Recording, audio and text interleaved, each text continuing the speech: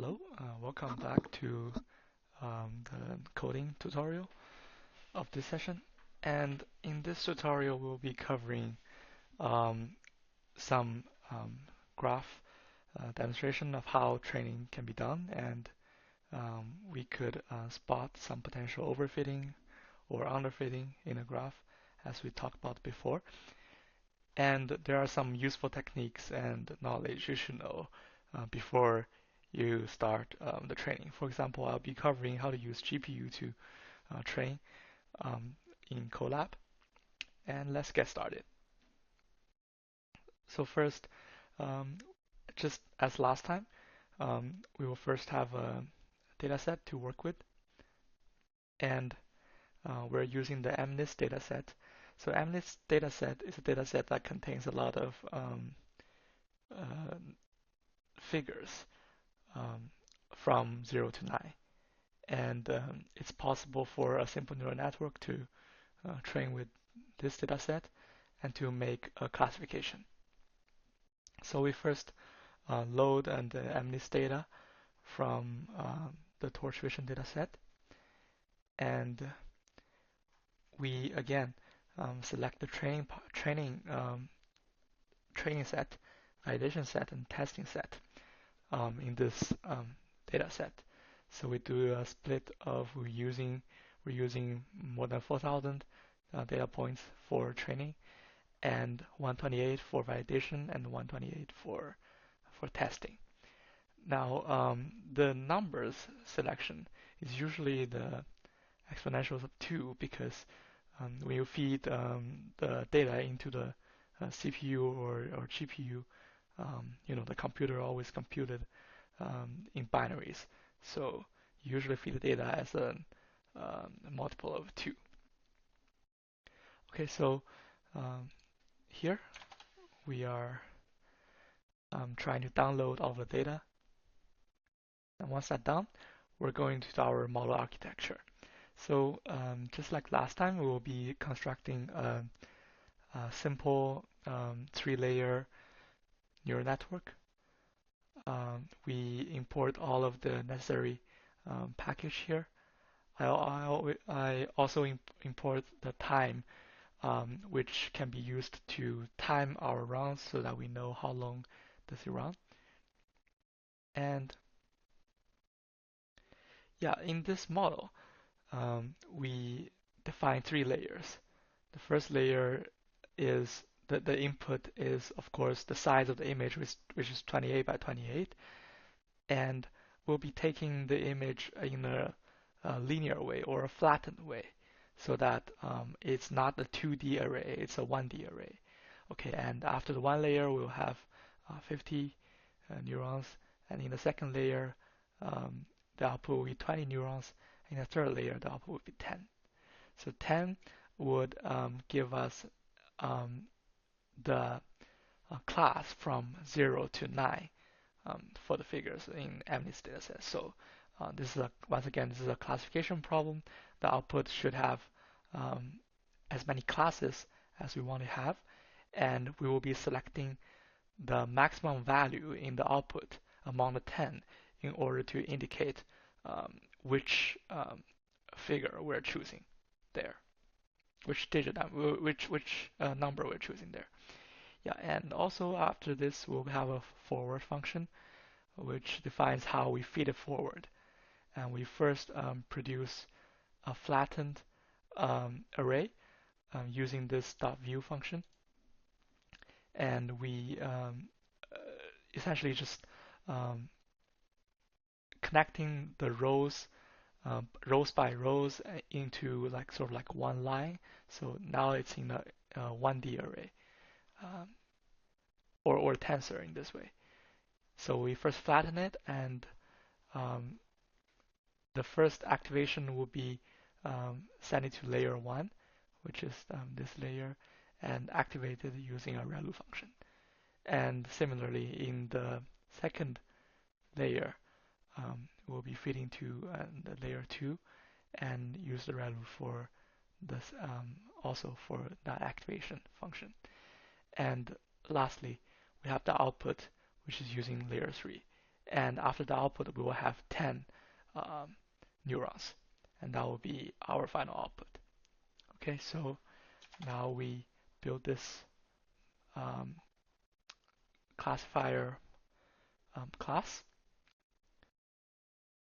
And now we want to have some accuracy, accuracy um, calculation function, so that we can easily use this function to calculate the accuracy um, on any of the result we want to get. So of course, we need to pass in the model in order for it to compute. And then we also indicate which this data set we want to use for it to compute. For example, we could use the training data set to calculate an accuracy, which is the training accuracy we're getting. We can also get the validation accuracy or the testing accuracy. And in this for loop, we will be using this torch utility function to load the data. This data is from whatever data set we define.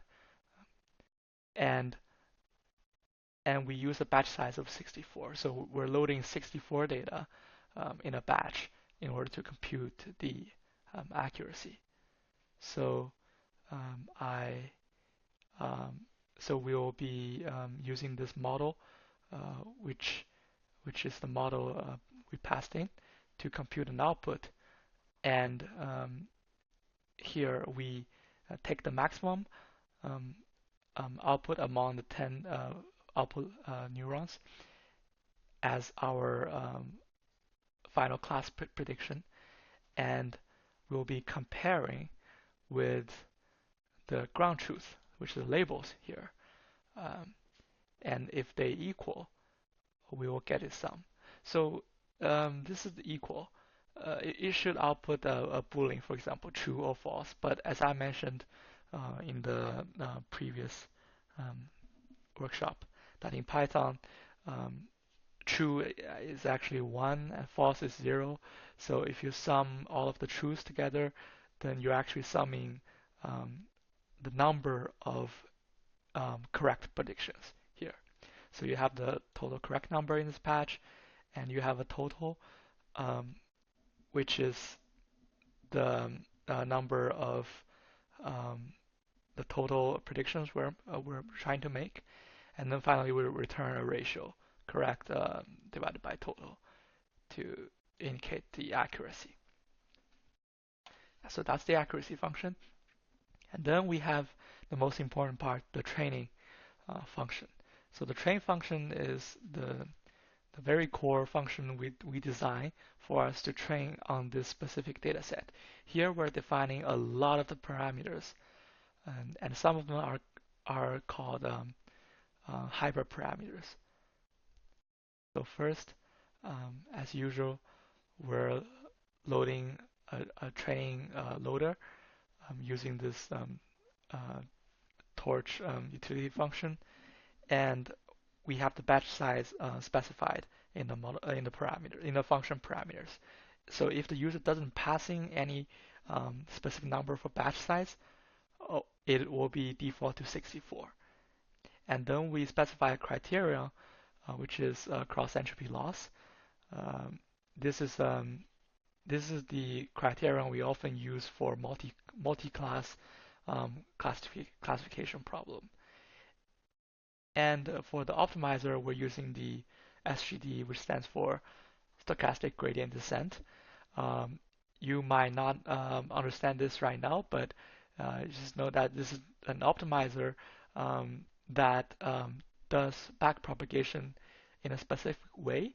So there are many types of optimizer you can choose. For example, others like Atom optimizer, which is also very popular. They do the job of backpropagation, which is to update the weights on the neurons. But the way they update is different. For example, you can define a learning rate here. In this case, it will be 0.01. If you have a large learning rate, it will update more.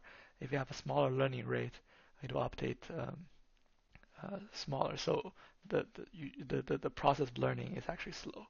And we have a momentum here. To simply put, this might not be accurate, is that, for example, if you drop to a, a local minimum or some point that you cannot produce a gradient in order to do a further update, then here's a momentum to push it forward so that it's easier to get to the next local minimum. Yeah, so this is the optimizer, and the learning rate momentum here are hyperparameters. Um, you can tweak with these parameters, and they will do some effect on your training result. And that's essentially what the training is actually about. It's about adjusting these kind of hyperparameters. But in this demo, we won't be adjusting these to see the effect. You can try it yourself. But in this coding demo, we'll be mainly covering um, just the whole process of the training and how we produce a graph. So now we are defining four vectors, the iterations, losses, training accuracy, and validation accuracy, as a log that we want to keep track of when we are updating the model in iterations. We want to record these so that we can plot later and we have some record to keep track of. For example, in the previous video, when I talked about early stopping, you want to know when to stop, then you must have some record to know at which iteration is probably a good time to stop. All right. Then you, with this log, you could plot the graphs and see and determine yourself. And here we are starting initializing the number of iterations to 0, and we'll be starting the training. First, the first for loop is number of epochs. Now, epochs means if you have iterated all of your data once, then that's one epoch, right? So you feed data in batches. You feed the batch of data into the model to make sort of like a prediction or output together. And in the next iteration, you load another batch. So after you load all the batch in the whole data set, that's called one epoch. So we're training for the number of epochs here is default to 1. We're training number of epochs here so that, for example, if you have number epochs equal to 10, then every data in the data set has been seen 10 times by the model. So as number of epoch grows, the model has seen the data more and more times. Then the model could essentially learn how to mimic the output to the label of the data because it has seen many times. So in the second for loop, that is using the batch to feed it to the model. So we define a train loader before, and in this for loop, every iteration will be feeding a batch into the model. And here I commented out 2 lines. You see a CUDA here. This will be used later to demonstrate how to use GPU, and we will leave it out for now. And so at the beginning of every iteration, we will make the predictions, of course, to see what's the output. And we have the criteria, which is used to evaluate the loss between our output and the data labels. So if you pass in the output and the labels, then you could use this criteria, for example, in this case, cross entropy loss, to calculate the loss for this batch of prediction. And then you just simply use loss dot backward to do a back propagation and update all of the weights. And you use optimizer dot step to actually make the updates. And finally, you clean up using zero grad, which stands for zero gradient, because you don't want the optimizer to hold any sort of memories, so you want to clean it up at every iteration to make sure that the gradient in the next iteration starts with 0, so it doesn't mess up the training. And yeah, and that's for every that's for the updating part of every iteration. And then for every iteration, we have to store out the data into the log we have. So iterations will append the iteration number. The losses will append the loss. Now this is the average loss we're computing, so we need to divide a batch size so that if you use a batch size of, for example, 128, it will be similar to where it will not be, for example, double the loss of using batch size 64. So you always want to have an average loss here. And of course, training accuracy, you use the get accuracy function we defined previously and specify the data set to be training set and append that accuracy to the training accuracy log. And for validation accuracy, you did the same. Then increment the iteration number. So after the number of epochs are done, you're done for all of the training. It's time for plot. So we'll be plotting the loss versus iterations, and also the training and validation accuracy versus the iterations. And at the end, we just print out the last training accuracy and the last validation accuracy to indicate a final measurement of performance of this updated model. Okay, so if we build this, and then we're going to a sanity check. So what we're trying to do here is we want to load a very, very small portion of the data and try to train the model on that data. It will be very quick because the data set is so small we're using there. But it's called a sanity check is because we want to test that whether our model architecture or our training code, validation code is correct. For example, if you see the correct behavior of the model easily overfitting to that data, you know that, okay, your code should be correct because the model is actually doing the correct thing, which is training. So you are not getting like random updates or messed up graphs. It's easy for you to debug. So we first define a debug data, which is the first 64 instances in a training set. And we once again define a model here. And we use the train code to train for 20 epochs. Now 20 epochs is a lot for this model because each data in this small data set has been seen 20 times by the model. So the model could easily overfit. And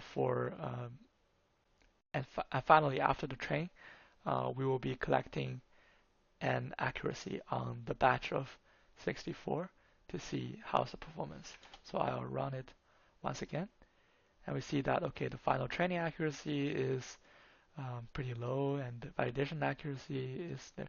But the validation accuracy is slightly higher than training accuracy. That's not usual, but with a very small data set, anything could happen. You could just be getting lucky. So, but we definitely see that after 17 iterations here, the model is correctly learning something, so that training accuracy is increasing and the loss is decreasing here. So that makes sense. And finally, we have accuracy on batch of 64, which is 0.23. Once again, this is higher than the previous two accuracy, but it's a small data set, so anything could happen. Just very similar to the small quiz I provide in the video, last video. So after we did the sanity check, we'll make sure that okay, our model can do the correct thing and our training code is correct, and all of the plotting functions, logging, and accuracy calculation functions, all of those are correct. And now we could run the training, the real training, and the validation for the whole data set. So we first we define the model as the model we created before. And here I'm using the timing function where tick we record the time of the system um, at this moment, and we run the train, and then we immediately use the time after to minus the time recorded before to get the time used by training using CPU here. And we define batch size of 64 and num epochs equals to 10. And let's see what will happen.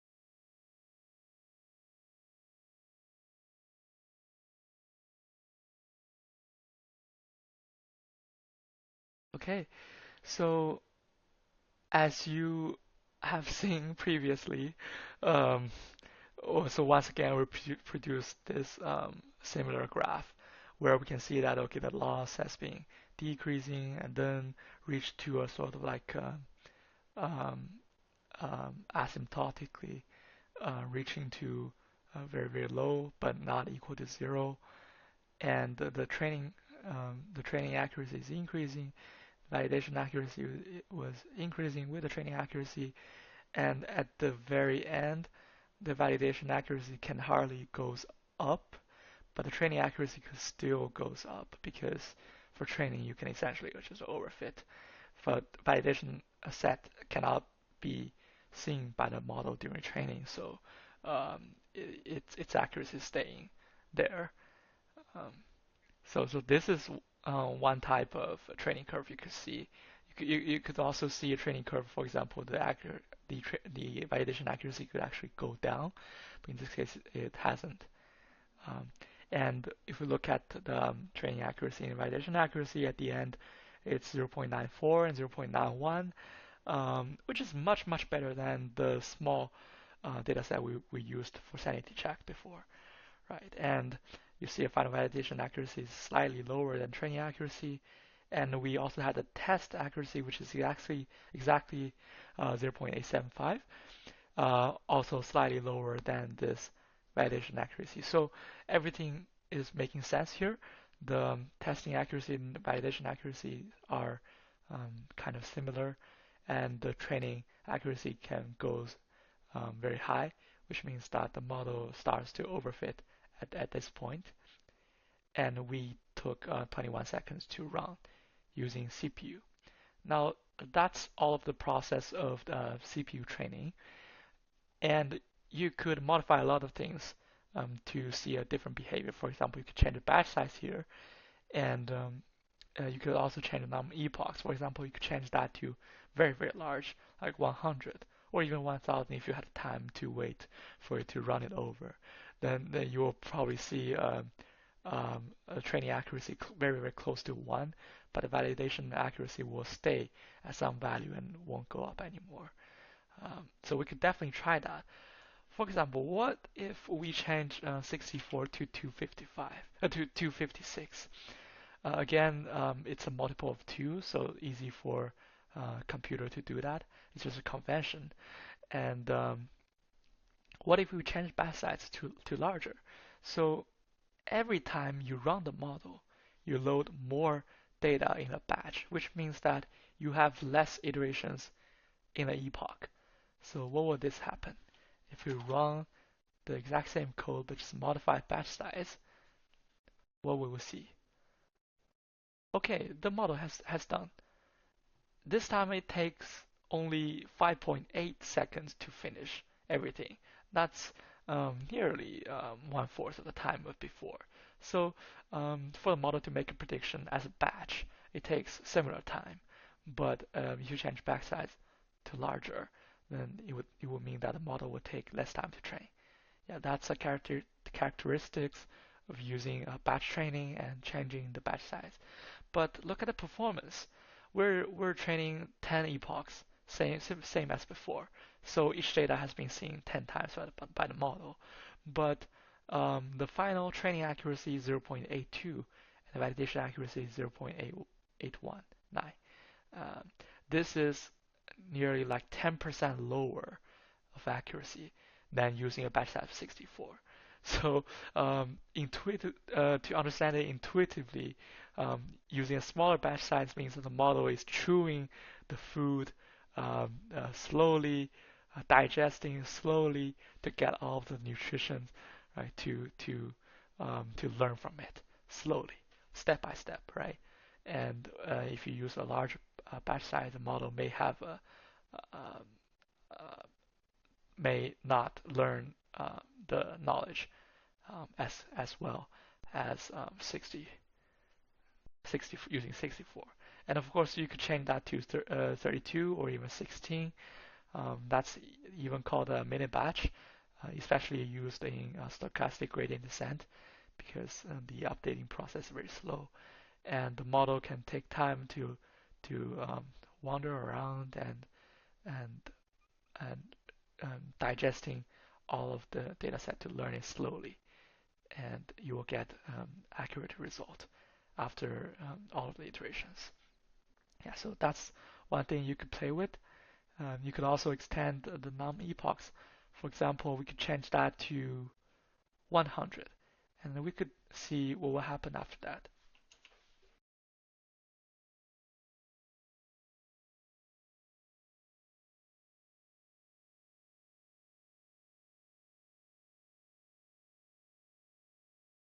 Okay, so it has run for 55 seconds.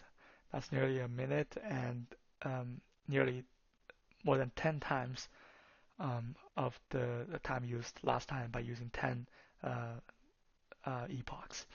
And we could see a very um, large decrease in the loss. And finally, it still reaches some number.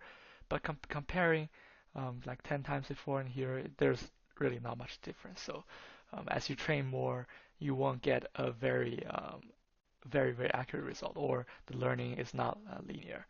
And here, the characteristic of the training curves can be shown fully. So you see that this is training accuracy 1, and you see that the final training accuracy is nearly 1 there, and the validation accuracy just holds at some value there, and it's not increasing anymore, and probably will be decreasing slightly later. And from the reported value, nearly 1 training accuracy, that's severely overfitting to the data set. So the model is an expert on the data set we provided, but it does not generalize as good to other data that it has not seen. So the validation accuracy stops at 0.92, and the test accuracy is 0.91, which is not bad. Um, yeah, so that's all for CPU training, and we have verified the characteristics um, that we predicted as we have a more number of epochs. So you could feel free to tweak with these parameters or hyperparameters, and also the learning rate, momentum up there with the optimizer to see what effect um, will have. Okay, so now we will try to use GPU to compute all of these and see um, what's the difference. Now, so recently modern GPUs have evolved a lot, and they're a great improvement over the years. So using GPU to compute a batch of data can be much faster than using CPU at situations, but it might not always be the case. And we can uh, go from the beginning to see how we can modify the code in order to use GPU. So first of all, we will go to notebook settings and make sure the hardware accelerator here is chosen to GPU. So by default, you will have none because Colab is selfish. It doesn't want to assign you any um, GPUs at first, so you'll need to select a GPU here in order to use that. And after that, you might see the runtime window here, reinitializing, because colab is reassigning you some hardware GPU, and you can see that, okay, I'm having GPU here, and how much RAM have you used, how much GPU have you used. Okay, and because I have previously used a CPU to compute all the data, now I want to use GPU. I don't want to cause any problems. I don't want the code to get confused what hardware I'm using. So I'll be restart the runtime in order to, you see, clear all local variables and clear all memories to run it fresh from the beginning. And I have a code here. You just type NVIDIA SMI to to get the information of your current hardware. So for example, in this case, I could run it again to see, okay, I'm assigned a Tesla T4 GPU, and here are all of the information, and I'm currently using 0 megabytes of the memory, and there are in total 15 gigabytes of memory, and currently the usage is 0%. Yeah, you could always use this line of code to check what's the GPU and the usage situation right now. So going back to the very beginning, we'll be running everything once again. So first you load the data, and after that you create a model, and we're creating the accuracy. Now I'm going to explain what these two lines does. So we have images and labels. Those are from the data we have, but it's in CPU memory.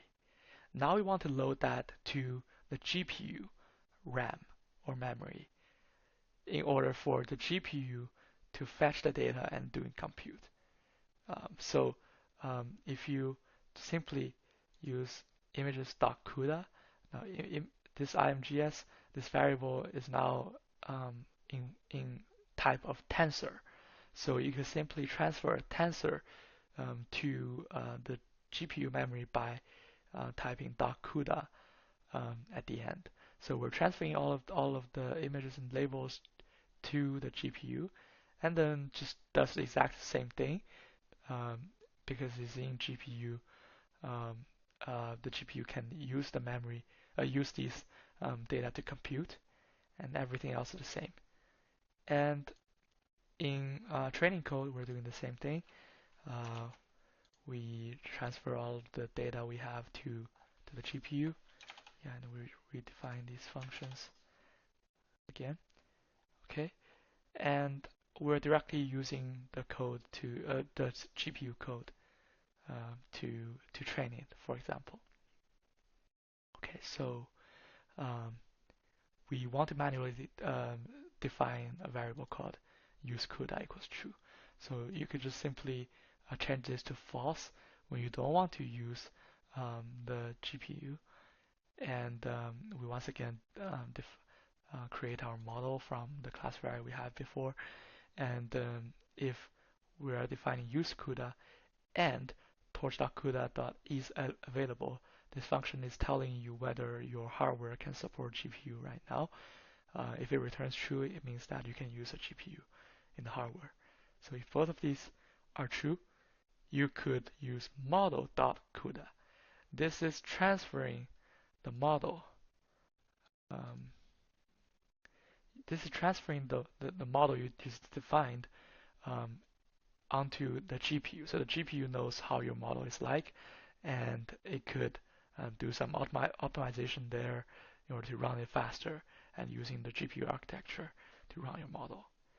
Right? Yeah, and we just print, okay, we're currently using the GPU, and we did the exactly same thing to time the GPU runtime. Okay, so to be consistent with the previous time and curve, I will be using the same batch size 256 num epochs 100 to see what will happen.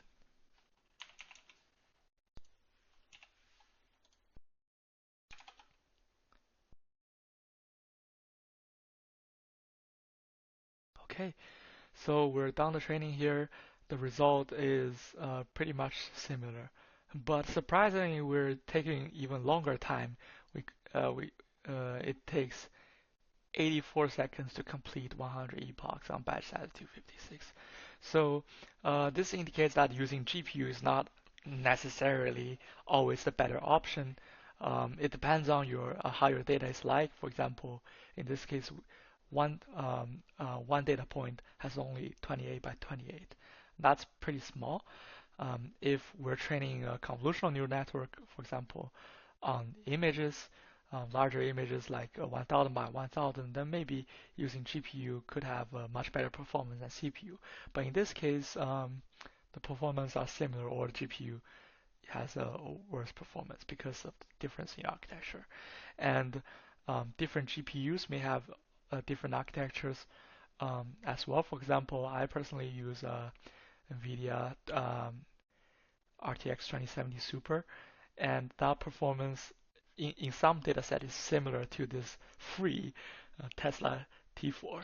So a $700 GPU is the same performance as free one. I was so disappointed, but um, they could be used in different situations, and the performance may vary as well. So um, feel free to try to use a GPU when you want to train on something and compare with CPU. You could just train it for a few um, batch or a few epochs to see how much time it costs. Yeah, so basically this wrap up the tutorial in this session, and I added this GPU training part because I think it will be very useful if you want to start your own project. You can fully utilize what Colab can provide and use Colab to train your code more efficiently by using the GPU. Yeah, so that's the end of this video, and feel free to comment about any questions. And we will be having a very small quiz as your homework assignment um, at the end. So just take 10 minutes after you watch this video to complete. It should be very, very easy after you um, watched all of the videos, but do challenge yourself to provide a better answer than others in some of the questions. Yeah, so good luck, and thank you for watching. See you next time.